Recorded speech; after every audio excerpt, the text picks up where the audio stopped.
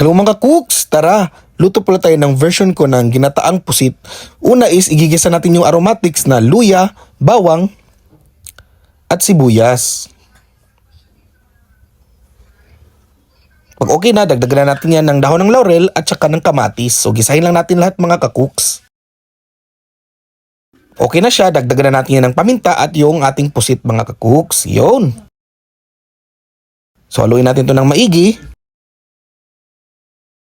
At timplahan natin ng patis.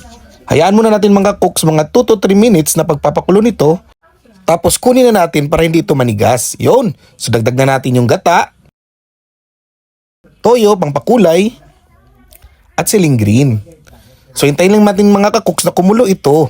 Yun. Tapos pwede natin adjustan ng lasa. Lagyan natin yan ng toyo at saka ng patis. Kumukulo naman ka-cooks, idagdag na natin yung pusit. Yun. Haluin lang natin ng maigi mga ka-cooks.